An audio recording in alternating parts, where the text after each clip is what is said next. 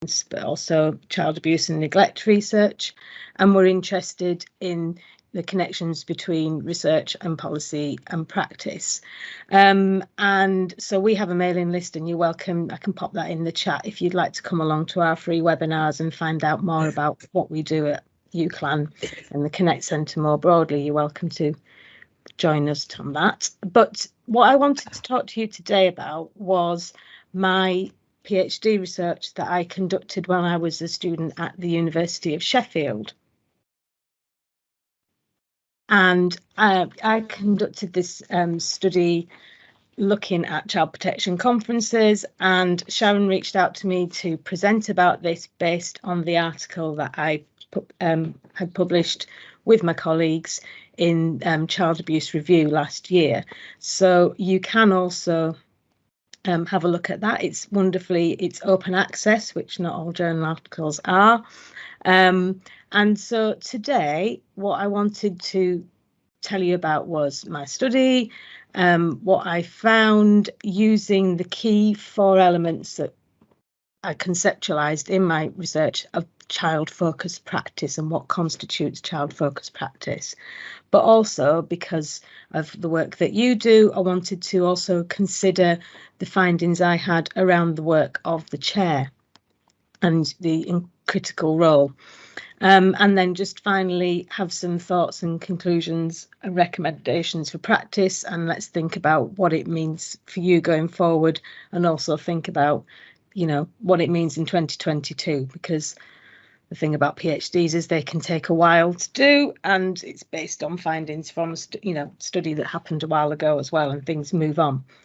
So my first slide, I don't really need to explain to you, but it's thinking about what the importance of child protection conferences, why we have them, the significance of them. So as we all know, they're statutory multi-agency decision-making forums that bring together practitioners and family members when we think a child's considered at risk of significant harm. And in working together, there has been some, there is guidance on pages 49, 53 and page 30, for example, about how conferences should work, how we think that they need to have, it just emphasises the importance of them being multi-agency, of the key importance of having an outline plan with timescales, the function of the review conference, as you with, let me catch up. And on page 30 in Working Together 2018, it does emphasise the importance of focusing on the views of the child, and that every assessment that is done should bring together relevant information gathered from the child and their family. So child-focused work is mentioned in Working Together, as we know from the Monroe Review. I think it's important to situate child protection conferences in their historical background and what we know about how they've evolved and also not changed in the last 40, 50 years. And just a bit of a potted history, we could spend a lot of time, looking at what's happened over the decades, but, and this is on the slide, it's quite a dense slide that I'm saving you from that you can look at later, but just very quickly think through. So in the 70s, child protection conferences were, have emerged from the establishment of area child protection committees that were established following the Colwell report into the death of Maria Cole. Just bear with again. And then in the 80s, we had the creation of the key legislation of the 1989 Children Act. And we also saw the UN Convention on the Rights of the Child, which was ratified in 91, which enshrined children's rights to be heard. And also at that time, alongside it, we had the 1990s Messages from Research series. Sure, most of you are familiar with the Messages from Research series, which that was a series of empirical studies commissioned by the UK government prior to and after the implementation of the Children Act, looking at how the child welfare and child protection system was functioning and changing. And overall, the findings here in the 90s were that practice was not achieving a satisfactory balance between the Children Act's aims of combining child protection and family support and child welfare. And there were some critical studies in this set of research findings that looked at the function and the operation of child protection conferences, key really being Farmer and Owen's study, but also June Thorburns' work and Hallett et al. And here, these studies found that, the family involvement that they looked at, which was actually mostly parental participation, was challenging, and children's participation and attendance at conferences was quite low, despite the UK ratification of the UNCRC, as I've said. And also that practitioners were reticent about including children in conferences back in the room.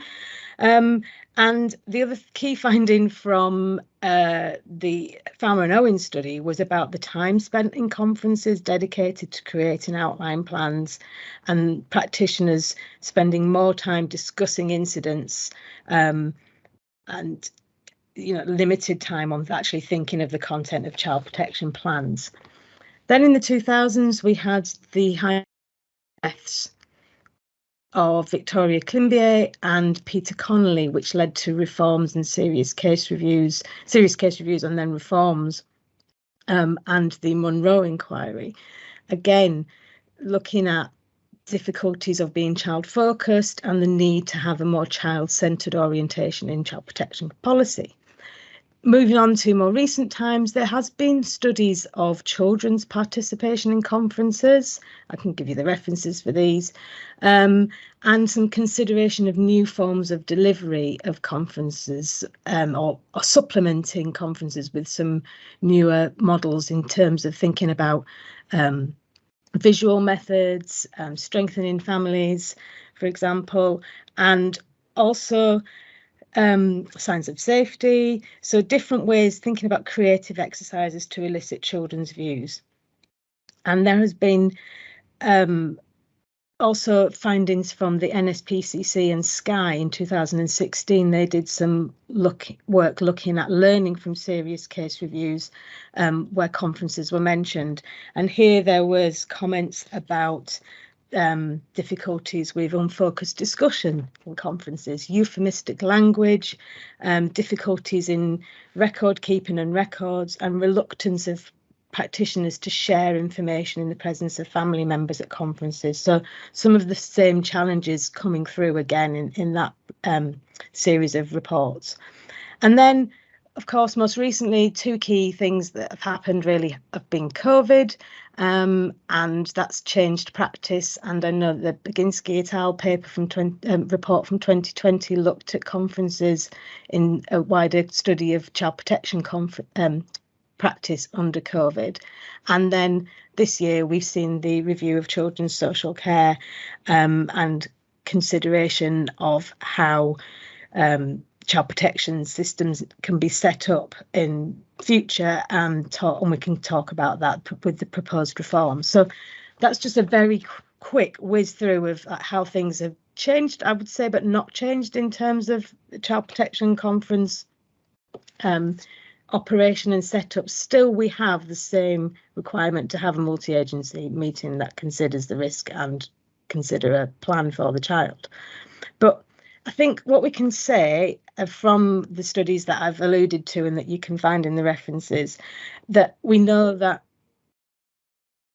conference practice is challenging. Sorry, bear with me. What we can say is that we know that conference practice is challenging, and I think there's an assumption that children's participation will lead to improved practice and better outcomes, but there have been few studies of practice within conferences. There are challenges with researching child protection conferences. We may know about what practitioners' views are. Some people, such as Jeanette Cossar at UEA, have looked at children's views in interviews, or some people, such as, I can remember the study in Wales, doesn't come to my mind, have looked at minutes. But who looks at the black box, so to speak, of what happens within conference meetings? And that's what my small qualitative study attempted to explore. So, as I say, my study was a doctoral piece of work that I did at the University of Sheffield.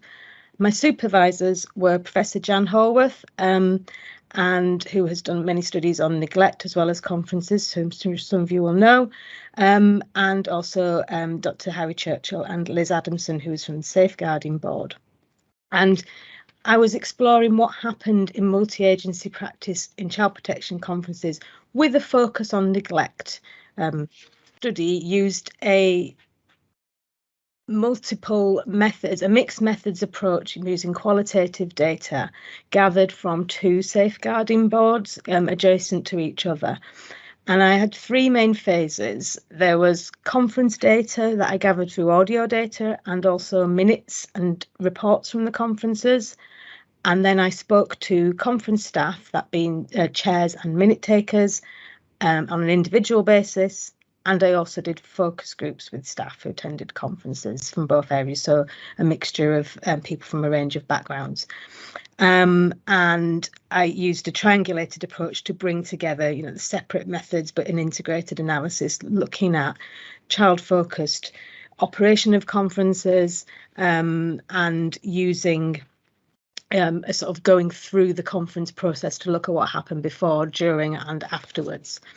In terms of the people that I gathered data from, so there were 14 conferences in my conference, a mixture of initials, 3 initials, 11 reviews, and I gathered total 82 reports about these 14 meetings.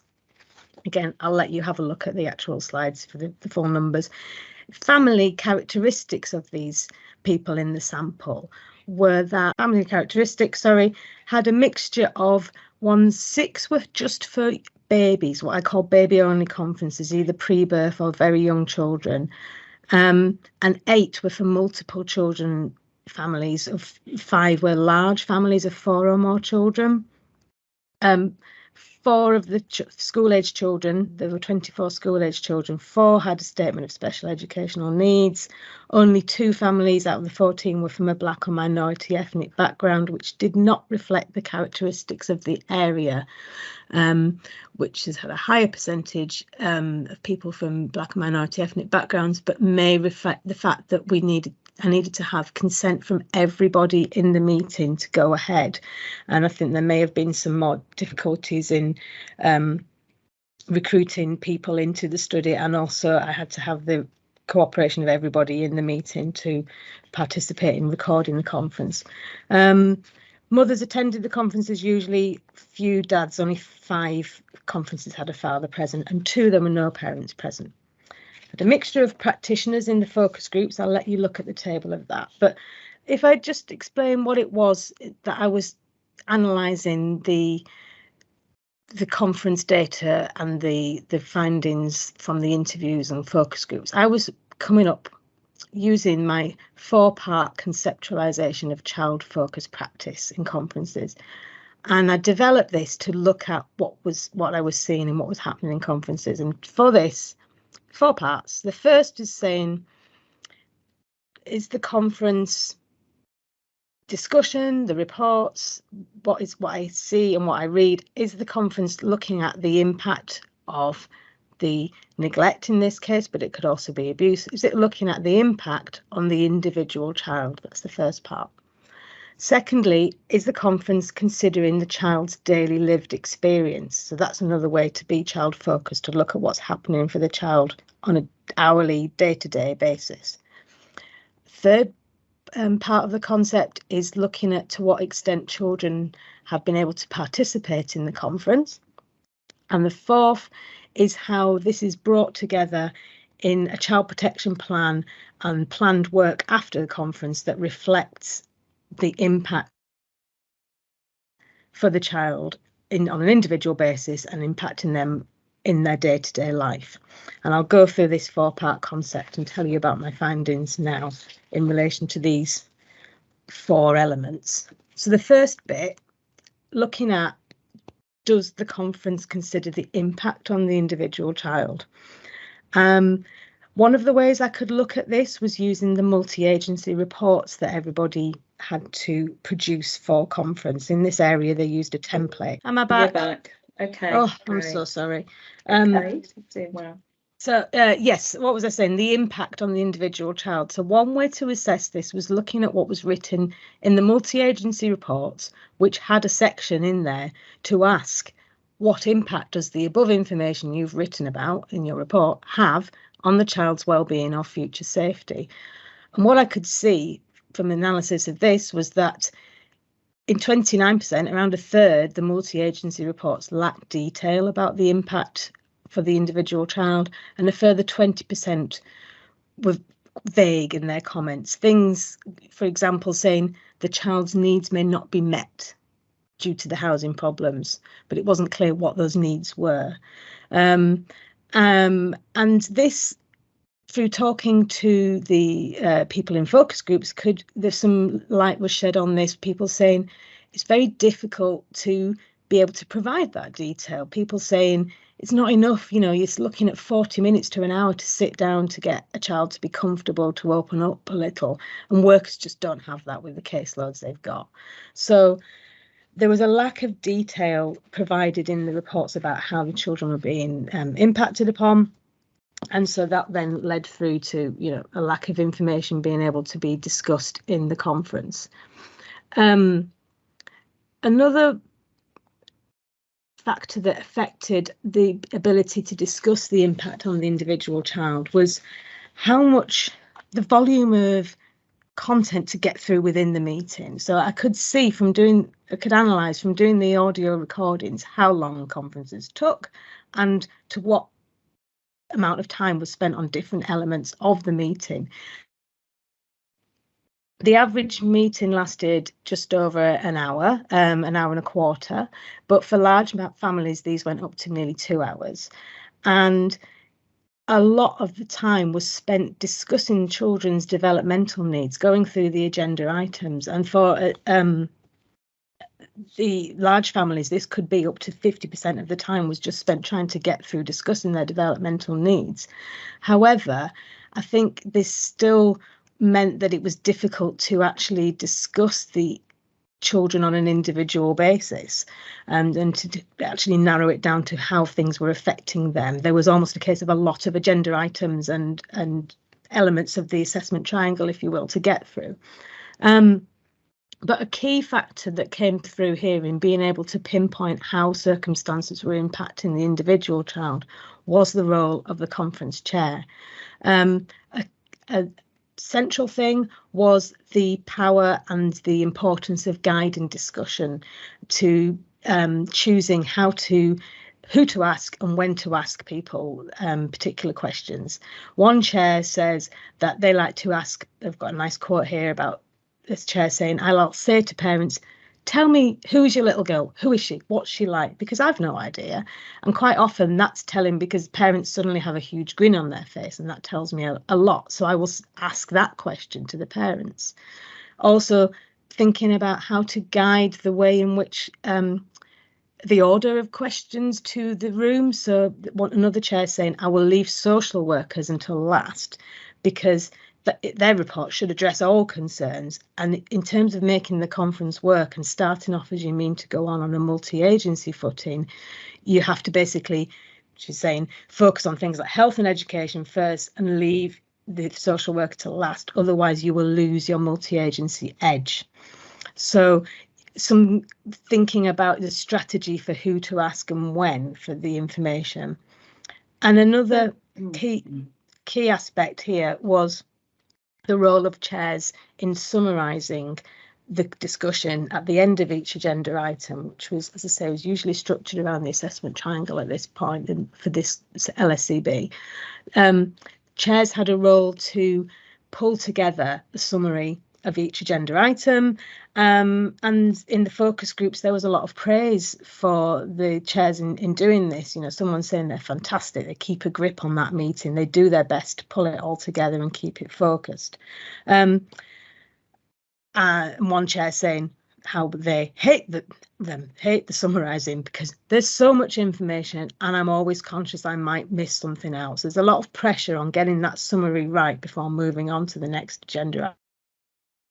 So Helen, can I just break in a moment, because I think it would be really, Sharon again here, it it would be good just to open up the floor a moment. Just to hear from people here today about your experience of conference, where you put your focus, what you're trying to really drill down to, who you bring in when, for example, maybe even, timing of meetings. Yeah, let's just have a bit of a conversation, shall we, to see what's happening in different authorities. I think the focus is because we work in restorative practice. Our focus is always starting with the family and the parents, checking out their understanding, checking out they understand the process and all of that. And I think revisiting the parents' understanding as you go round speaking to professionals. Thanks, Elaine. That's really, really helpful. And I think I saw other people nodding there as well. And certainly that's the approach that we take locally very much. Kimberly, come in. Hi, I'm the head of service. I was just going to say, I'm just in the process of looking at our conferences and how we're going to change them, because we're rolling out systemic practice as a practice model across the local authority. So I'm kind of looking at ideas about what we can do differently. We are currently using a bit of a signs of safety type model in a similar role, and we rolled out a conference approach where it was very much grounded in kind of parents first and using it as a tool for engagement. Great, lovely. Thanks so much, Kimberly. And we've got Amanda as well. There's quite a few points that resonated with me. One is about the length of time we have the conferences and how those conferences are convened with all that information gathering. So we use signs of safety. So we will often start with the parents, but key to that is having all of the information already mapped and prepared ahead of time. So the time is then used to interrogate that information rather than gather the information, which also means that the length of time the conferences take, in theory, can be much more reduced and focused on understanding the risks and putting that plan together. So I thought, really good piece of research. And again, lots of things were resonating and brought to mind. And we've tried to kind of tackle some of those things to make it more family focused, as in having the family participate, having a shorter meetings, and not spending so much time trying to gather everything as it's new information. That's it. Lovely. Thanks so much, Amanda. Is that Umu? That's right. It's Umu. Ah, great. Thanks, Umu. Come in. Yeah, in line with the discussion around duration, and one of the things that bothered me was the duration, how lengthy conferences were. Because with everything else, when meetings take longer, people get bored, they fidget. And in this there's practice as well. What I noticed is that the social care teams become too comfortable. And from the beginning of involvement, they leave the danger statement the same. They leave all the what's working well, what's not working well, and the way forward intact. So I noticed that how is a plan going to progress? If you're going to open a conference report, every time you go to a meeting and it's the same concerns, when you know you're making changes, and professionals are really not able most of the time to evidence the work they have done and identify the progress. So what we did, one of my recommendations was to review the whole science of safety during these conferences and to cut short on time in pre-discussions. Make sure it is very gainful. Speak with the parents and get their views on what they feel is working and what's not working, because you would have read the CNF assessment or the single assessment prior to the conference. You would have had access to police and other professionals' report. So at that conference, all you do is, like the previous speaker, Amanda has said, instead of gathering information, it's about assessing and analyzing the information and unpicking what's working. And one of the issues I also feel that conferences take very lengthy period is because we tend to focus more on precipitating factors, forgetting that That's the precipitating factor. How about the other impact, harm that's ongoing? What was the impact of the precipitating factor on the children who observed whatever it was, whether it was mental health or DV or all of it? What was the support put in place? The children often get lost. Professionals struggle to evidence the child's voice. There is a lot of lack of professional curiosity in all of these things. However, as the reviewing service, it's always good in a more meaningful manner to work with social care teams to try and support them and guide them into how you support families to progress with plans and not to take too long in meetings and extend plans. Yeah. Brilliant. Thank you so much, Emma. Yeah, couldn't agree more, really. Yeah, in terms of that focus on moving forward, progress, planning. We've all seen the reports. Tim, come in, Tim. Oh, hi, yeah. I can't put my camera on because I'm on my phone at the moment. But that was really interesting presentation. Thank you. I'm hearing about the hard evidence of changes. I find really useful, like the emphasis on a shorter time and the sequence that people talk and what the changes are to the format.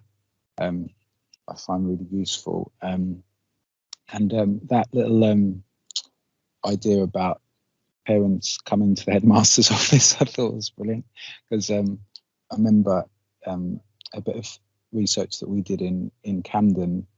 Parents were really talking a lot about how the feelings and how it felt like they were being judged, and they sort of had this one parent I remember talking about. It was sort of like this sort of X Factor style thing where people were there voting in front of them, or that they felt they were being judged, and they talked about the sort of cloak of justice even, and these kind of like really ideas. But I was interested in if others had made changes or thought about changes, not just to the hard formats, but also to the sort of softer elements of the conference, for want of a better term, but like stuff like ideas around food or hot drinks. Some parents in Camden said they'd like flowers on the table, or like a sofa rather than a table. So I'm kind of interested in that. Okay. Thank you, Tim. Maybe we can come back to that. So I just want to interweave a little bit of kind of group conversation, because that's really, really rich. And now turning back to Helen. Helen, can we continue? Yes, brilliant. Yes, indeed. And I have got some good, really interesting points there. And yes, Tim's certainly going to pick up on some of those things about context later on, definitely. So we've thought about the first of the four elements, which was considering the impact on the individual child. And so the second impact that I wanted, element that of my concept of child focused practice that I wanted to sort of highlight was the extent to which the conference discussion and documents and the conference itself considered the child's daily lived experience. So this was drawing very much on my first supervisor, Jan Horwath's work that she's done. And there's a chapter in an edited book by Ruth Gardner called Tackling Child Neglect that came out a few years ago. And again, I'll put the reference on here. But here, Jan really sets out her suggested way of considering the child's day as an important assessment tool or practice to think about what is happening for this child. And if you use that as an analytic tool in assessing the data that I'd gathered, you could see when were people actually talking about day-to-day practice, day-to-day impact. Do we know what's happening for the child? And I suppose I should caveat this with, this doesn't work in all cases and for all conferences, but I think if we're considering particularly neglect, as I was, which we know is sort of cumulative often, then to be able to set out what is happening for this individual child throughout the day gives a sense of what is going on, where the risks are, what needs to change, and how impact and help can be offered, if we will, and what plans is required to help affect change and improve the child's situation. And so using this as a part of my concept, were they talking about the child's daily lived experience? And some of the data that came through was people saying, I'm only seeing this family, social workers saying, I'm only able to see the family for a fraction of that time if I'm able to go and visit them, and to get a true picture of what's going on is really difficult. And then other elements were that the people coming to conference, if you haven't got everybody around the table, you're not necessarily going to be able to get that picture of what's happening for the children on an individual basis. So there's, in one review, the father didn't come along. There was a difficulty in getting him to participate in any of the assessments, and he did not come, so we weren't able to discuss with him what was happening and what the daily routine was. And on an overall level, the elements that meant that you were more likely, in my sample, to have discussion of the child's day-to-day life and their daily lived experience. This was more evident in cases where there were older children. Thanks, Sharon. Older children being discussed in the conference, and where there was a greater degree of parents engaging, and I know that word can be a bit loaded, but parents participating in the conference and being on board, and not and where there was difficult or no engagement from parents, that was harder to understand what was happening for them in their day-to-day life. And also conferences which were discussing very small children, babies, and pre-birth conferences that were sometimes called because they had been historical concerns and maybe previous children had been removed and a child protection plan was needed in a pre-birth sense. I found that they were scant on daily, what's the daily routine kind of data, and it was more of an overview of what are the risks and concerns going forward for this family. So that was that element. I don't know, just let me know, Sharon, when you want to pause again. I'll move on to the next element, which was the biggie, really, if you will, which is children's participation. And as I've hinted at, that I think sometimes there can be an assumption that, we get the children's views and we do a wishes and feelings form, or they come along to conference and that will mean that they're participating, and we've ticked that box. And it's a bit more complicated than that, isn't it, really? So I looked at children's participation in a few different ways. As one is that we could see, like, whether they contribute in a formal sense, but also if we've into the conference in terms of turning up or completing some paperwork, like wishes and feelings forms, but also to what extent children's direct views are represented through the conference documents or in the conference discussion. From the multi-agency report template that most people completed prior to conference, there was a section there that asked people for the children's views on their report. So, they've done a report for conference.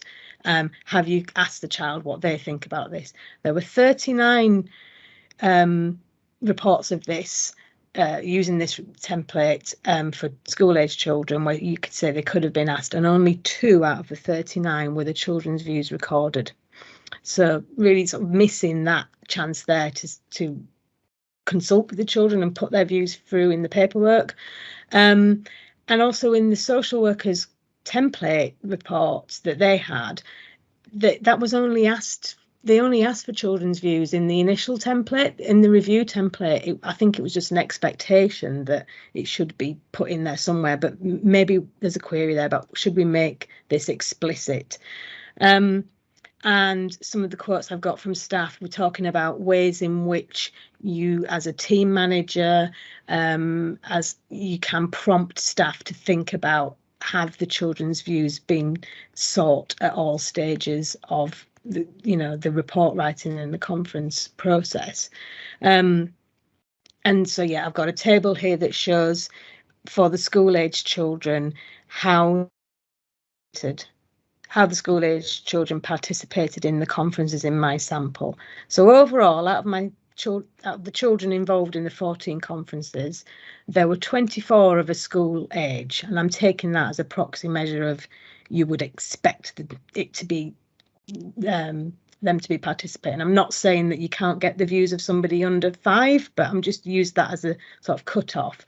So there were 24 children of school age, and 19 of them did not participate in what I'm calling a formal way in conference. So they did not, 19 of them didn't do a wishes and feelings form or have advocacy to either represent them or to go along with them to conference, or to attend conference. So the majority did not have a formal participation facilitated for them in conferences.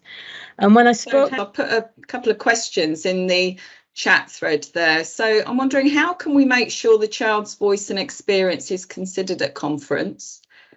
Should we understand conference as an event or as a process? So I've been thinking about that just in terms of, for example, what IROs do in the world of child in care reviews. They see it very much as a process rather than an event, and that way you can really, involve and engage children and make that, their voice heard in ways that don't necessarily involve a traditional meeting. They could involve a walk or some other means of gathering their views. So yeah, so is it an event or is it a process? Could it be something different? And how does trauma-informed practice show up in conference? I guess I'm really sort of interested in what that looks like in terms of the length of meetings, again, what we focus on, whether we do lots of revisiting of problem saturated stories and then expect our parents and indeed children to sit through that, or whether there's something about focusing on what Umi was saying, I think earlier, really sort of progress, what's working, how we build on that and how we create that change going forward. Let's just have let's have some discussion. Danielle.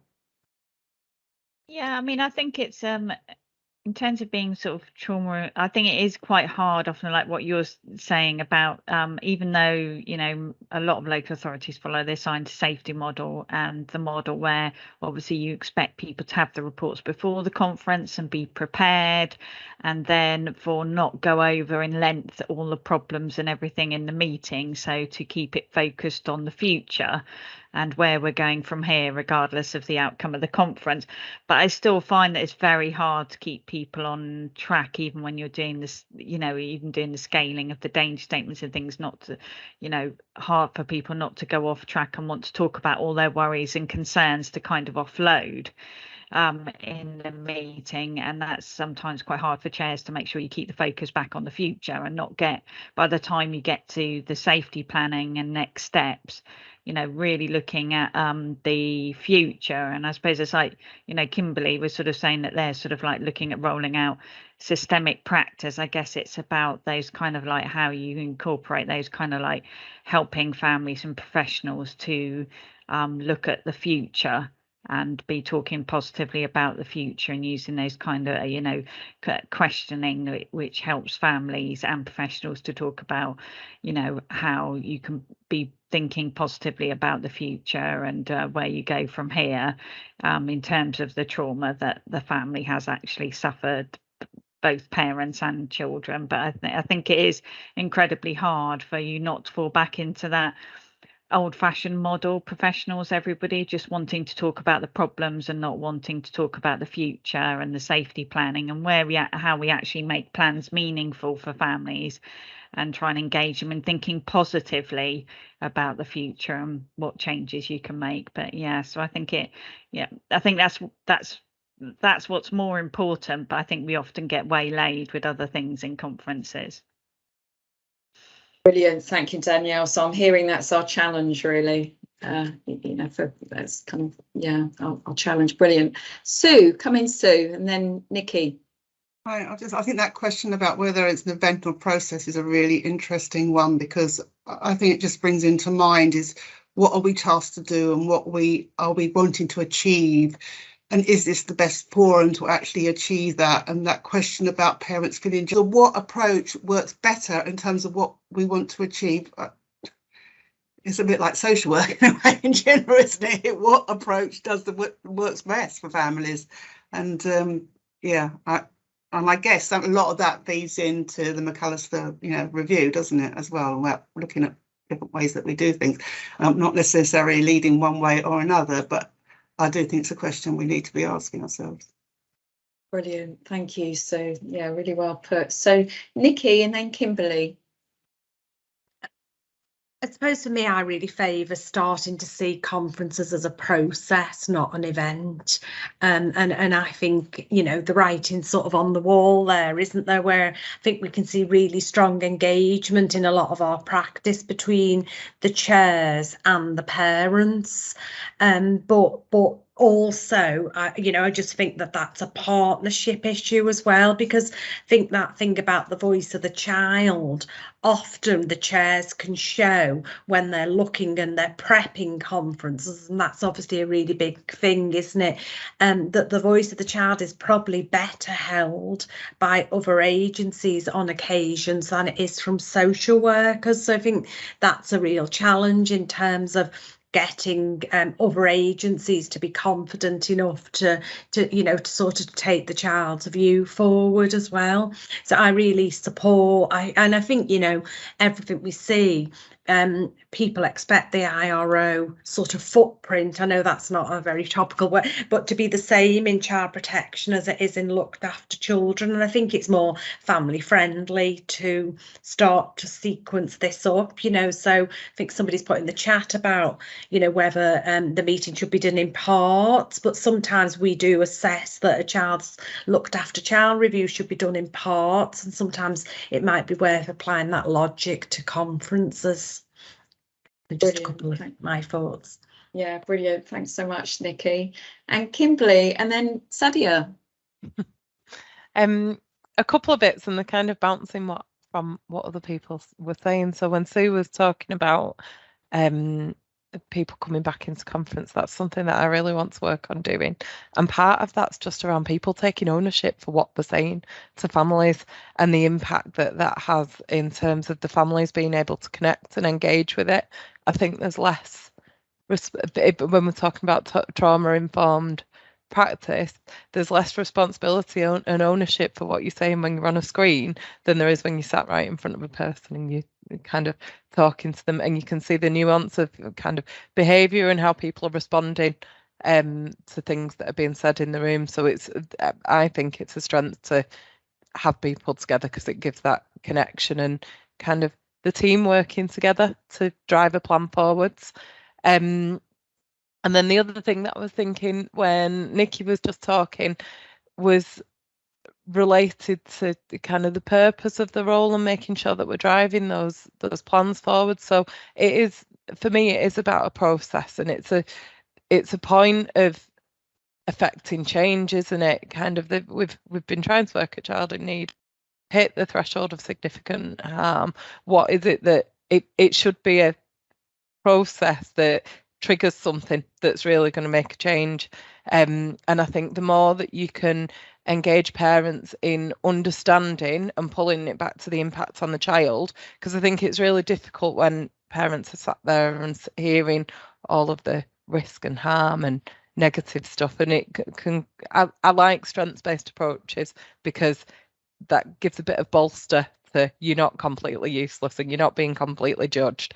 And if you can pull that right back to the impact on the child of this is the reason why, I think that's where the strength is, because that's the common goal that everybody has, which is why your voice of your child being in the room is really important, because that's the bit that everybody can connect with so that you can have a shared kind of movement forwards, isn't it?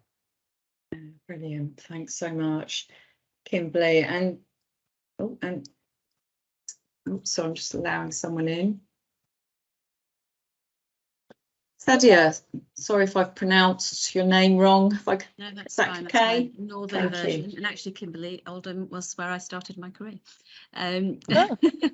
As a social worker, my hometown. So it is Sadia up north. Thank you.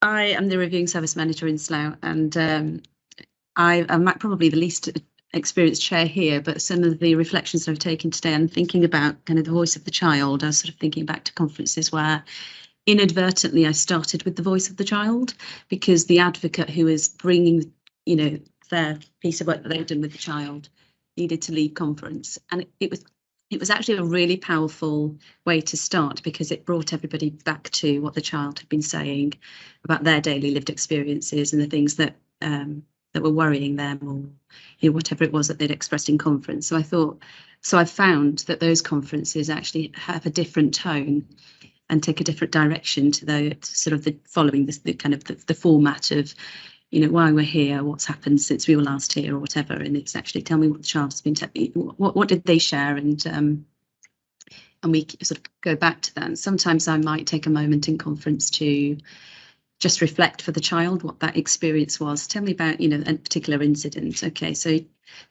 let's all kind of reflect for Jonathan, and you know, it just kind of, I think it just stills the room a little bit, just to kind of imagine life for that child, rather than getting caught up in what the parent did or didn't do. And actually it helps the parents to really think about what it's like for Jonathan when dad was strangling mum and he was seeing that, or whatever it was. I think that was yesterday's conference. So in terms of that question, I think it's helpful to start that way. It's not what I always do, I must admit, but I think I may well do that more often, because I do find it it's really helpful. And in terms of the process, and I suppose I was comparing CLA reviews and child protection conferences, and I think the difference is that in a conference there's a clear decision that needs to be made, and that has to happen at a point in time.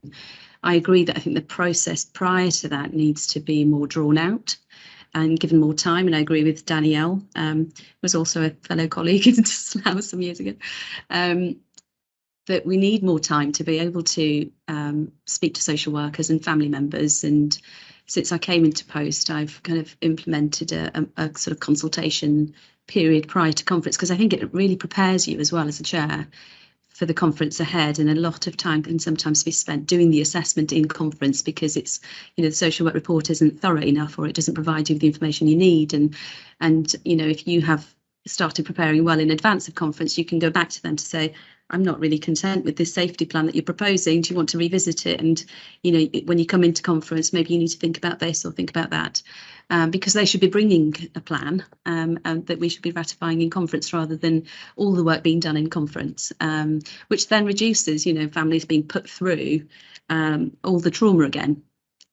So, yeah, those were my reflections, really. And it's been a really interesting discussion that I've taken a lot from. So thank you. Yes, thank you. And I'm just going to come back to Helen in a moment, but just off the back of what you were saying there, Sadia, I'm thinking about your references to the child's voice links sort of, you know, beautifully in my mind to what I think of in terms of externalizing conversations, because I mentioned earlier, you know, often we've got these sort of problem saturated stories, you know, that get told outside of the conference in terms of reports, and the danger of that kind of last part that you've just mentioned there about not having sufficient information in reports that really enable you to have a sense that, to give that analysis of, you know, what the key issues are, what the difficulties are, and how we can create that change. Doing that within the conference environment, I can't think of anything more painful or traumatizing.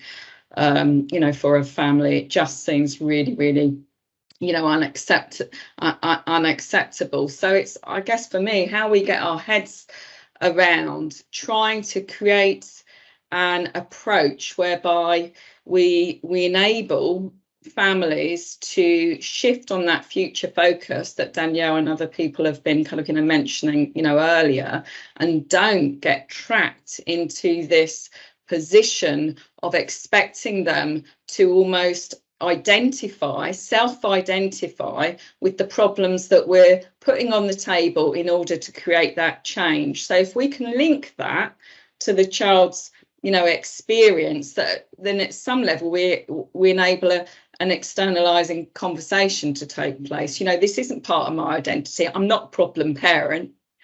I'm actually facing challenges here, and some of the challenges are linked to huge, poverty, housing, or what have you, and these are the effects. So if we can start sort of thinking about what that looks like in terms of planning, and frankly what that looks like in terms of that multi-agency bit, just like Nikki was saying, then the better.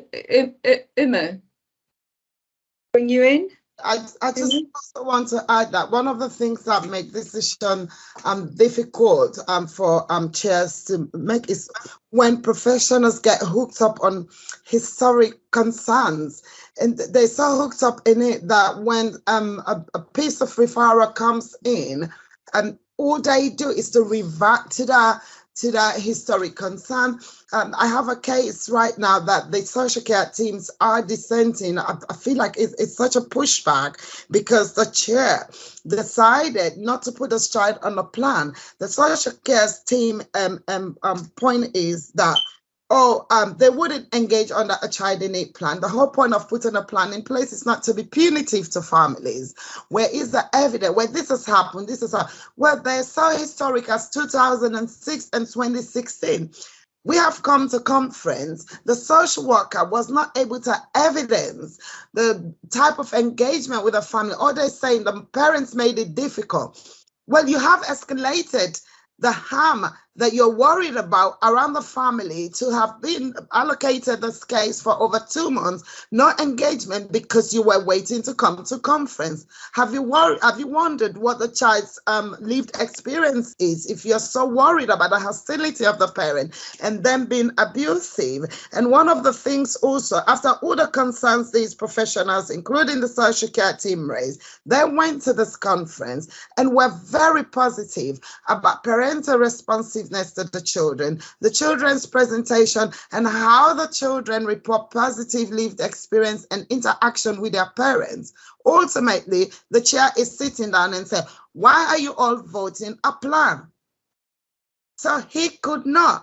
And they didn't feel it was right because the professional network is saying a plan, and he's saying no, forgetting also that he has the overall judgments to make, whatever way they vote. He's done his assessment, threshold assessment, and believes that based on what's been verbally presented, because a lot of these professionals also sit on the fence, like Sadia said, it's different when you're sitting in a room and behind the scenes what you're saying. So this is, it's a serious issue, and I'm having to have further meetings with the IRO, the team manager, and the social worker, because they're dissenting our decision. They could not understand why the chair would not put a plan based on their recommendation that parents will not engage in the historic concerns, There's something that captures something for me there about how we use, because chronologies and going back is really important, but it's also thinking about 2006, where are we now,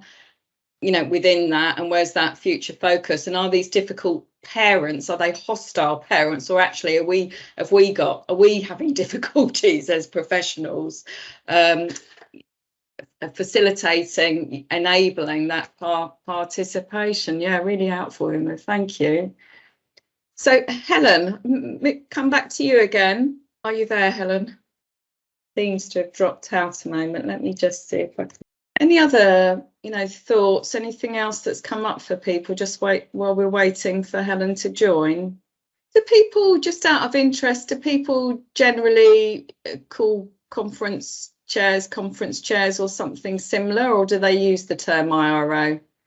I asked that because certainly locally we definitely don't use the term IRO. No. Separate roles here, so yeah. I'm back. Brilliant. Great. It's so we joy today. Where are we at? I was really enjoying the conversation, and then we had a really rich discussion about meetings as a sort of an event or a process, trauma-informed practice, what that looks like within the conference environment.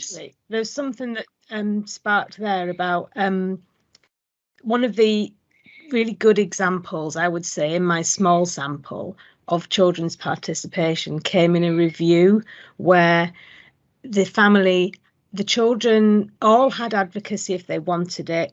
They had the wishes and feelings form that they used, and they revisited that. And it was a little bit like, they were doing the same form every time, perhaps, but their voices could be heard that way.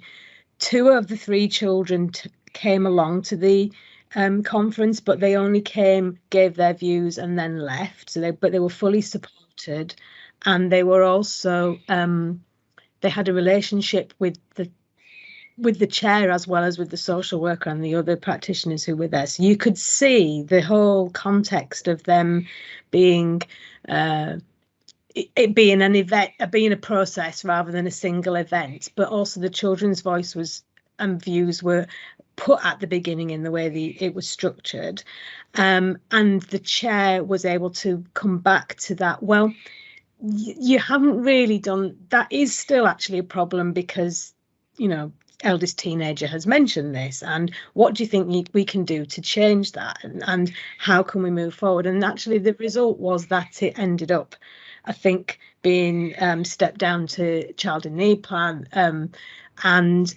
but you could see that it wasn't just about one single event. It was getting it all right, and that multiple different get the children's participation within the whole event. And it was a really good example of that sort of working, but also the resources and the people required. Can I just come in a moment briefly as well, just off the back of that, because Helen, I know that we had a conversation about attention, I feel, around pulling children out of school, particularly when we're talking about aspects of neglect, in order to come along to a conference meeting, and perhaps how we get around that. And again, whether that bit about it being a process and there being different ways of engaging children in that process being maybe pertinent. I think I'm back. I'll try and scoot to my final 4th element, if I may. Battling technology, which is essentially the pulling all this together into child-focused outcomes and plans.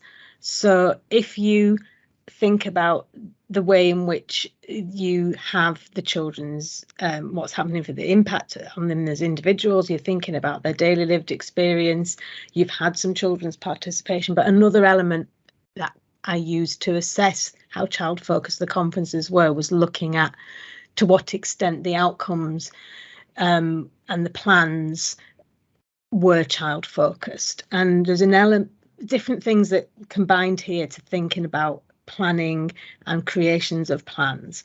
First was that there's very limited time spent in the conferences on creating a plan or having a discussion about what the plan, if it was needed, and if it was needed, what it should discuss and what it should be contain. Overall, 12% of conference time was spent on planning and discussing the plan. I think that was definitely a product of meeting fatigue and condensed and time available in the setup in the building and the structure around running conferences. Where I studied conference practice was that they were running out of time. There was literally people queuing to get in to do the next one at sort of points, so and busy chairs, so that would curtail discussion. Also, I found very variable quality of plans, old plans, missing plans, and plans created for the whole family, not individual children.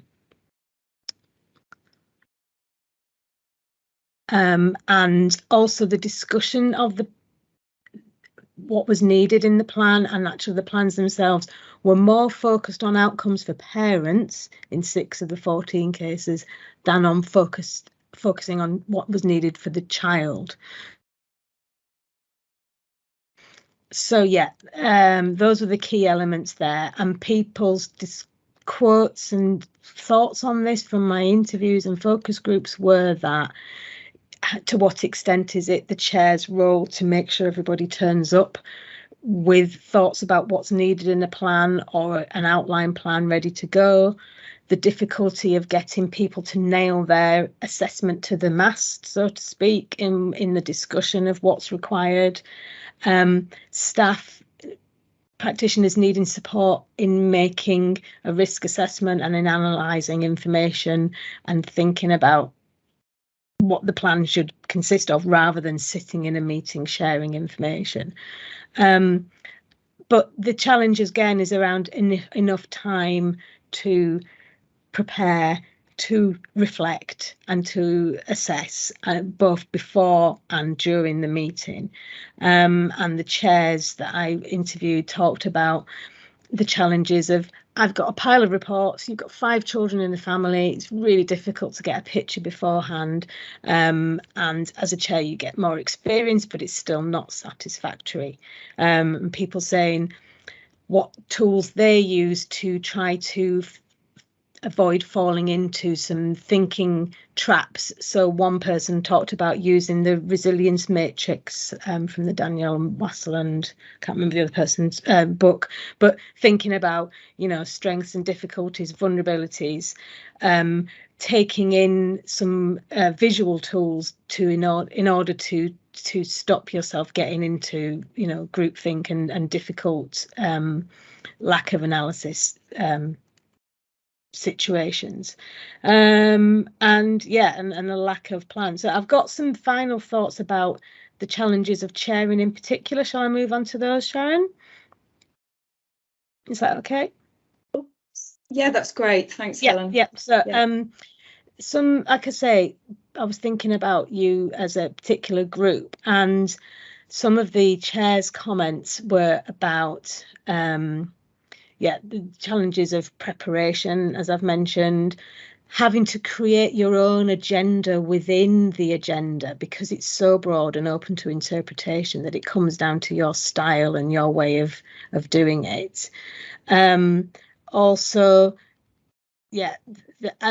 Thinking about, and I've done a nice little diagram that helped me to think it through that you can look at afterwards. Well, it's not that great, but you know, I've sometimes find visually thinking about stuff helps. If you think about the conference work itself in the middle, a bit of a sort of ecosystem model, you've got the conference and the elements of that.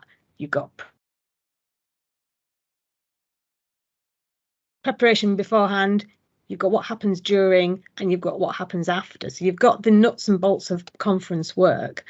Around that, there is the factor of you having the skills, support and training to do your role. And people mentioned to me about the lack of opportunities for peer support like this, for ongoing training, for reflection, for observing your colleagues, how they chair their conferences. You know, how much sort of training do you have at the beginning, and how much does that change over time? And then that's nested within the wider organisational structure and thinking about how you are expected to operate in terms of, are you peripatetic or are you based in one building? How many conferences are you expected to do? What are you expected to do immediately before and afterwards? How much time? All those kinds of things. What guidance are you given on a local level? And also what guidance are we working to, you know, nationally, and, you know, for example, with the reforms, and what particular models or approaches, like we've already discussed, around strengthening families or restorative approaches. So there's a number of factors that can influence you doing your role.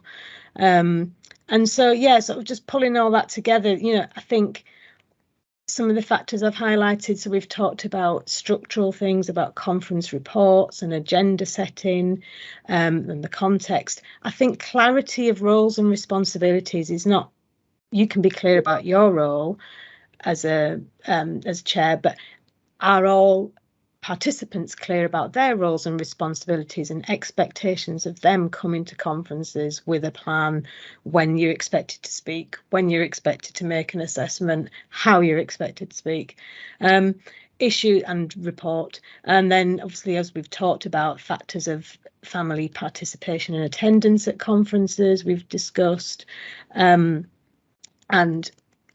things around children, the number of children discussed at a conference and conference settings arrangements, as I've mentioned, can have a big bearing. So yeah, I think, yeah, just to conclude, really, I'm just onto my final slide now in terms of what I prepared. I think my final thoughts as I reflect on in the article is that I think at its core, the model of conferences is relatively unchanged, and we've added, you know, elements to it, and there is still limited children's participation in conferences. One could argue, do we want to increase that or not? But should we look at a rights-based approach to children's participation in conference events and really think about how we... And finally, the structure and the setup for conference has, you know, clear implications for how you do conference plans and planning process, whether it's a child protection plan or other outcomes. But what goes before will have an impact on the planning element. And I wasn't doing a longitudinal study such as Elaine Farmer has done, where you look at, if you have these kinds of conferences, what then happens in 6 months or a year's time. And I'd love to do that kind of work, but I haven't been able to with this small study. But I think we could see, you can take an educated guess that with a plan that hasn't been changed or is out of date or hasn't been produced, that's going to have an impact on what happens next for that family. So yeah, that's probably where I'm at. And I think my recommendations that I was trying to ponder, what could we think about in future? Again, we've talked about this, but issues around greater support, preparation and planning for practitioners, more training and support for staff and for chairs, thinking about the mechanisms for participation of children, and ring fencing time. There's a number of them, but another one about ring fencing time for planning and decision making in conferences. You know, do we need to? Could you sort of say, right, we're now at this point, I'm going to stop discussion. We must spend X amount of time on this plan. We do not leave here until we've got a plan. But how do you kind of coordinate and organise the operation of conferences? And two big questions at the end, which fascinates me, is, you know, which we've talked about, the implications of COVID and hybrid working for conference practice in future. What do we want to keep and what do we want to try to return to? And what are the implications of the review for, you know, family help hubs and all the other sort of ponderings that have come out and the recommendations for practice? Where does that lead us to? So lots to think about there, but yeah. Back to you, Sharon. Thank you so much, Helen. That's really, really interesting. And if I may, I just wanted there's some really interesting bits in the chat thread, and then I'd like to just round off with a bit of group conversation again, if that's all right. So yes, we've got someone saying, I'm echoing. If we want it to be more of a process, then CP chairs have to have more time to engage with the family and the children as part of their preparation for the meeting, or to have more time to engage with the social worker and professionals prior to the meeting. So Helen talks in her study about the ability to have meaningful preparation before meetings and having the time to do this. Yeah, and then we have someone else saying, interesting, maybe the family not taking CP conference seriously is actually about the quality of the relationships with professionals. Absolutely, and perhaps that is a separate issue from any debates about carrot or stick approaches. Yeah, interesting. And a strong and dynamic core group has to be the key element that underpins conference. Yeah. And that's the bit about process again, I think, isn't it? It's something about, and systemic practice talks about reflexive questions and future orientated questions. Careful thinking about using this style of questions could elicit better safety planning. Systemic practice does not negate the past, but gets you to look at the system as a whole, which can be inclusive of how professionals engage with the family. Absolutely. And then just some points about roles, titles. We don't use IRO, chair, or CPA advisor. We use different terms, IRO and conference chairs. Yeah, and that's important because there are different statutory frameworks. Okay, and then someone interested in how people are progressing with individual plans for children in conference, and then references about increased use of advocates, trialing, writing some of our conference summaries addressed to the child from the child's perspective. Brilliant. So I wonder if we can just open up again a bit of group conversation around that critical analysis, for example, thinking about threshold and maybe how that plays out in conference. Smart planning and what that looks like in terms of parental child involvement. I guess the big is, how do we measure the effectiveness of the Child Protection Conference Chair? What should parents, children, wider parents expect of us, kind of given all that we've been saying? Thanks, Sadia. I guess I was just thinking about that point in conference when you're asking professionals to make a recommendation and asking them to give their reasons, i.e. how are you applying threshold to your recommendation? And I think about 90% of the time it's when they and the language they use and how they apply that threshold doesn't help you at all in making a threshold decision. They will say something like, I think it'd be really helpful for mum if the children were on a plan because you get all the support, or you know, I'm really worried about mum's mental health and how that impacts on the child. And you could spend probably the next 45 minutes really drawing it out of them, and in the end you kind of just go, okay, that's your reasons. And then in my own summary and my own rationale and my own kind of decision, I will have to then, you know, use my own notes, if you like, to pull that together and apply some kind of critical analysis in terms of impact, in terms of what harm they've suffered or likely to suffer, and what evidence the conference has presented of that. And I think it's a really it's an interesting point, I think, in the conference that you could get bogged down with, or you could just kind of, okay, I know, you know, in my own professional view and based on the information I've got, the threshold's met or not met. It's those where it's finely balanced that you sometimes then go back and forth a bit, and might challenge professionals in terms of, well, that sounds like they need some support, but actually the risk is mitigated by these safety factors. The child is now living with dad. He's very clear he's going to stay there. Any contact is going to be supervised. You know, these are mitigating factors. And I had a similar conference yesterday where, you know, if he's staying with dad, and some professionals, I think, just don't understand it. They don't understand. They might say something like, I think it should be the correct category of emotional harm, and it should be subject to a child in need plan. And you know, and you just think now is not the time to kind of go over that. So yeah, lots that kind of come into play, I think, at that point in the conference. Yeah, that's I might say you set out the tensions really helpfully there. Yeah, absolutely. Yeah, how much you kind of go into all that, because again, how traumatizing for the family as well. Yeah, God, I find myself here. I am, look, you know, self-soothing. How traumatizing would that be? Absolutely. And I think when you then I come to the parents and say, because, you know, I know that's really difficult to hear those recommendations. What are your thoughts? And, you know, is there anything you want to say before I come to a decision?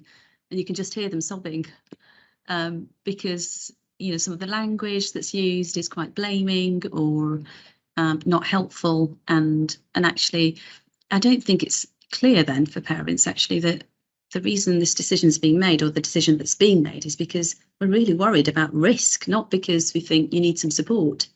And I think sometimes, you know, that's got to be sensitively done, but it needs to be done to be clear to parents and to be fair to them that this process, you know, potentially could escalate actually. And this is there's a contingency anyway. Yeah, really, really helpful. And interesting, we haven't got into kind of family group conference type and how we bring in more family and friends, and whether we want to anyway, really helpful. Anyone else, or any other thoughts or comments? Or I had some thoughts on language actually that I meant to make. I did spend hopefully my connection will stay so I can make my point, which was that So all the conferences in my sample were convened because of concerns about neglect. They didn't necessarily all go on a plan for neglect. However, the word neglect was very rarely mentioned, recorded. It's very did not get said a lot in conference at all. And I think actually explaining what is meant by the categories and what neglect means, and how we conceptualize it. So people did not, you could see the resistance to parents not wanting to have that. And again, is it Wendy say Sue saying about some of these conversations shouldn't be had within the meeting itself, but should have been had before. But I felt like there was definitely some sort of sensitivity around really being explicit about some of the harms and concerns, and understandings from everybody around the table about what the key concerns were. And I think in the I did in a sort of text analysis, and I think neglect was actually only used 5 times in these conferences. So yeah, and maybe that's appropriate, but do we need to spell it out as well sometimes, perhaps? And I guess and again, someone's put in the chat thread there about the where. Kind of, I always think about that, kind of right conversation, right time, right place, space sort of thing. So again, about the where and the when, and what about, because we mentioned sort of advocacy for children, young people at reviews. We haven't given much emphasis. I don't think I've heard anything about advocacy for parents, and like I say, that sort of wider involvement of supporters, friends, family within that environment, so that space doesn't become dominated by a professional group. I wondered if anyone wanted to come in about that.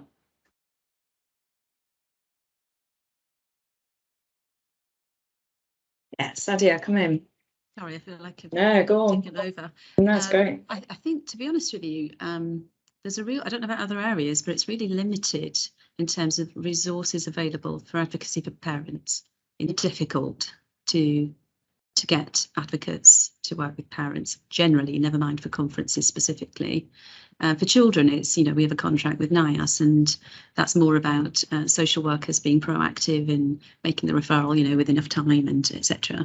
But for parents, it's really difficult. Sometimes we do have parents who bring family members, and I had a conference as I was chairing for Bracknell actually, where about four family members wanted to attend, and I had to kind of curtail it a bit, so that key family members that perhaps could represent the child's voice in one case, and a grandparent that was living with the parents, it was able to then support them through the conference. But it's quite limited actually for parents. Okay, thanks, Sadia. And Umo, come in. Yeah, for my end, earlier on, I encourage my service to do that in their pre-discussions and checklists prior to conferences. Whatever, for some reason, my view is that a lot of professionals feel with parents who are affluent or have education don't need advocates, but we have managed to pass a message across that coming to a platform such as child protection hearing, it's a big deal. It can be overwhelming for anyone, and a lot of times our typical families don't understand why that decision is being made. So we pass a message to social workers especially to work with parents and make them understand that there is availability of advocates, just like we have for children, someone who is able there to who would be there to share their voices, their true wishes and feelings and views on the entire process. So that is something we're very big on in RBWM. We introduce, obviously, as adults, it's not mandatory, even with children at some level, it's not mandatory for them to have advocates, but we try and basically sell it to them. And we have a good number of our parents who have advocates in place.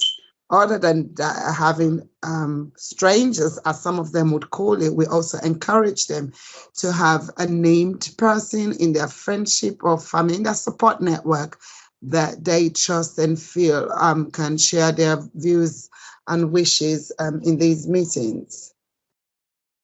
Brilliant. I really like that, Umu. Because actually, from my point of view, I think if we could rebalance that, that space, and actually, that's why I mentioned the family group conference environment. It is a different space, but why wouldn't we open it up to more family and friends? Because ultimately, we want the professional network moving out of that family's, life, and it's those links that are going to be sustaining going forward. So the more that we can talk with them, the better. And just thinking about Helen's research, Helen, I know that you also kind of looked at the involvement of, fathers within that. And again, I think it was something like 5 out of 10 within the sample that you mentioned. Right. Again, that's an age-old, difficulty, isn't it? Which again, maybe kind of links to kind of process issues. I don't know. Yeah. But really interesting. There were 10 of the 14 where there was a father, stepfather in the family, and only 5 of them were able to attend. And it's about sort of when the meetings happen and work and expectations, and advocacy for the parents as well. Some people did have a family member with them, but not everybody. So I think some different sort of approaches to the expectations of the fathers, and their role in it. It was, and also for some families, the focus was on mother, and there could be different father figures involved, and different views. So managing that in, sort of separated and blended families, and situations of domestic abuse is another significant challenge, isn't it? Particularly different challenges doing it hybrid or in person, to managing the multiple family members being able to participate, and do you need to have 2 in parallel almost if you've got a domestic abuse situation? Lots to really think about, and we're going to finish shortly, but just before we do, Tim, are you still there? Has he moved? I am. How you doing? Good, thank you. Tim, I just wanted to come off the back of what you were talking about earlier in terms of the thinking about space and how that is, utilised, but also some of the thinking about sort of, peer parent advocacy and mentoring, perhaps. Whether you wanted to, I'm putting you on the spot, but wanted to say anything about that. That's okay. That's okay. I dropped something in the chat about there's some research from America. Some of you might have heard about the changes in child protection in New York City, where they used parent advocacy, and the numbers of children in care and on child protection plans in New York fell quite dramatically. You can do a Google search for there was a Guardian article by somebody called David Tobis, who was involved in that change there. And then, the independent review has talked about advocacy for parents as being part of the mix from their perspective about changing child protection. And some local authorities have started developing parent partnerships. So it's called different things in different areas, but either parent mentorship or parent advocacy or parent partnership. And in London, we've got a OCN accredited training pathway for parents with lived experience that want to become advocates. And in Camden, we've trained 7 parents, and they've just started being matched with parents and supporting parents in conferences in the last few months. And it's been kind of tricky to develop. but so far the results have been good, and it's felt that it can sort of open up a space for dialogue and give some reassurance to the parent and the family, and rather than it being an adversarial thing, it has been a bridge building thing so far. It's sort of helped the conferences is the early feedback that we're getting. I think the other thing, just a quick final one to say, is that where opportunities to have some of these conversations with parents and family and young people directly, I know you've done a lot of that, Sharon, where you are, and because I think we've got lots of good ideas as professionals, but where we can co-design changes to child protection conferences with people from the community that can build trust on a wider level than the trust that's necessary between an individual social worker and an individual parent. You're starting to then build a level of trust between the community and your local social services overall, and that can be helpful. Yeah. Thanks so much, Tim. And just to say, because Mike Bilson has done a lot of work around this, I've put in a community care article, which makes sort of helpful that's right. to the likes of PFAN. And just on that point about service design, certainly in my local area, we were looking at redesigning or refreshing our model several years ago, pre-COVID. And so what we had was a parent panel that were very much kind of part of that process of thinking about what was needed and what wasn't needed, and what we could and should be doing differently. And I guess that's something that we're certainly keen to build on. And that whole bit about, as Tim was saying there, parent advocacy and peer mentoring. Certainly I held a conference more recently. I make a point of doing that, and had a parent advocate there to support her parent who was very able to talk for herself, but was there very much as a support as well. Okay, so some really thank you so much, some really rich discussion conversations from people, which is the beauty always, I think, of bringing together these spaces. And Helen, you've been an absolute star. People wouldn't know the nightmares, with internet and stuff this morning, but you absolute star. So, and it's been fascinating. And if I might say, I've had conversations with Helen about we've got a rich network here. We could kind of really build and extend on these conversations, and open up that research space so that we can begin to really sort of reshape how we're working with parents, with children, and indeed with wider partners, because my goodness, things need to shift on, don't they, really? Wonderful. Thank you so much. Well, have a great rest of day, everyone.